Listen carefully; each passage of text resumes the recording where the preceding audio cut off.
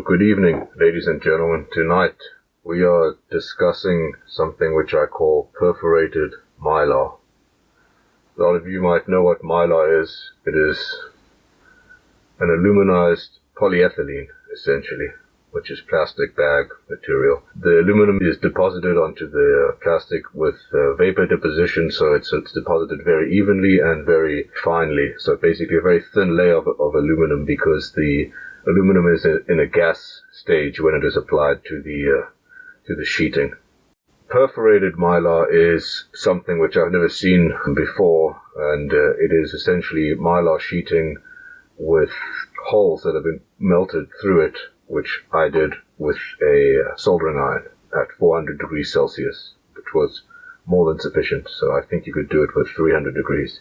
The reason to melt holes through this material is to gain some breathability in terms of releasing moisture, vapor from your body whilst sleeping or whilst in a shelter outside. The principle behind why this would happen is the basic fundamentals of osmosis, being that water vapor or any other gaseous material will disperse itself from a point of high concentration to a position of low concentration as far as reasonably possible. So if you have a Gore-Tex membrane or any type of membrane, these membranes are all operating according to the principles of osmosis, in that the moisture vapor inside, the humidity, is relatively higher than the humidity of the outside world. So by melting holes through a mylar sheet, you might get some of the high-tech infrared reflection of your body warmth whilst avoiding the overconcentration of water vapor on the inside.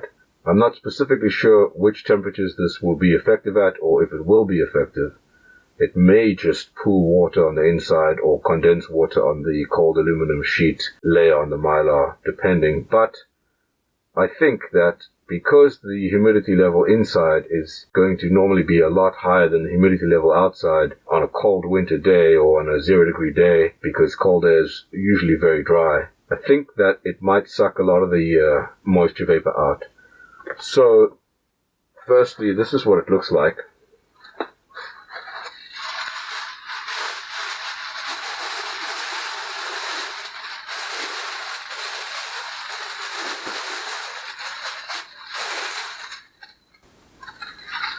Just get a light behind it. So hopefully you guys can see there are a lot of holes.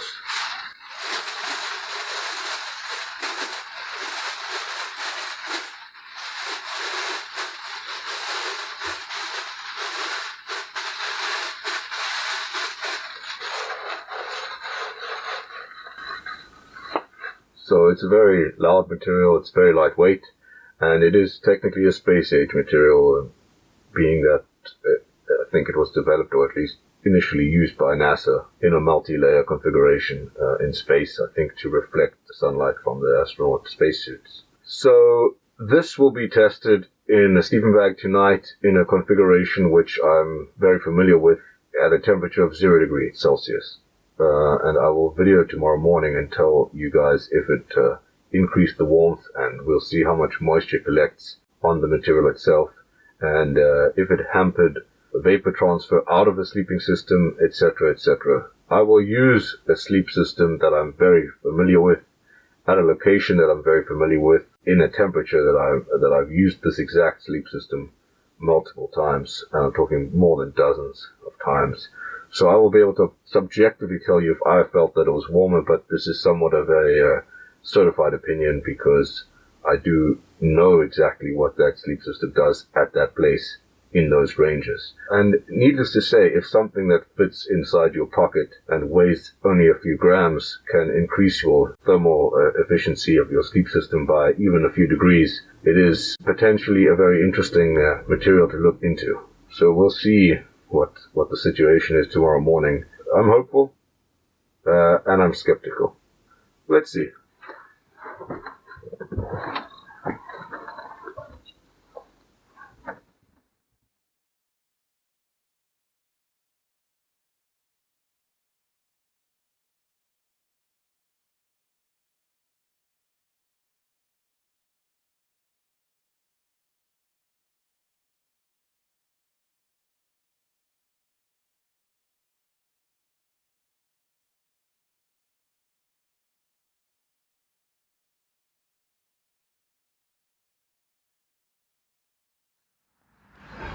Alright guys, so I slept 6 hours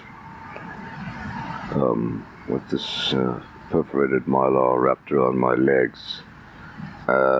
Definitely increased the warmth, for sure. It was 0 degrees Celsius when I went to bed, and it was -2 Celsius when I woke up. So I haven't opened the bag yet and had a look at the actual material itself. I don't know if there's any water collected on it or if it's torn. So let's, take a look.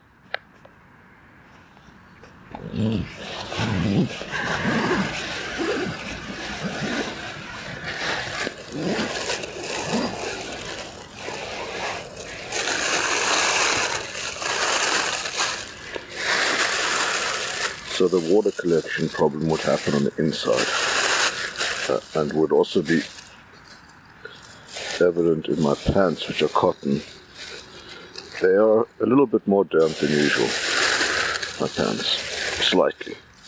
But I mean, if I was wearing nylon pants like most, or polyester pants like most guys do, that wouldn't be an issue. And yeah, the sheet is intact. Is it wet? You'll have to take my word for it. It's just basically not wet. I feel the lightest of no, I feel nothing, honestly. I'm trying to collect any moisture that's on there with my hand. I'm moving it around. No, nothing's bone dry. I'm going to say this is a success, and I will continue this. I'll definitely test this and take this with on my next trip, because I think it's I think it's definitely got potential. Yeah, just a quick look at what it actually looked like before the morning dog walkers show up. So yeah, pretty loud. I guess 1 meter by 80 or so, 1 by 1 meter, something like that. And yeah.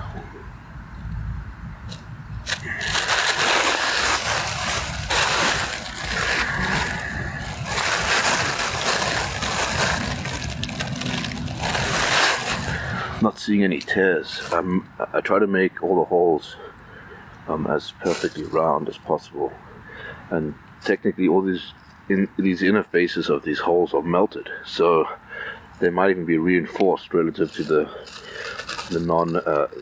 This is just cut at the edge, whereas this is melted, which means it's got a thicker layer. Not sure if the temperature changed or weakened the chemical structure, but definitely there's a slight ridge on the inside of each of these holes. Obviously, basically zero space, zero weight.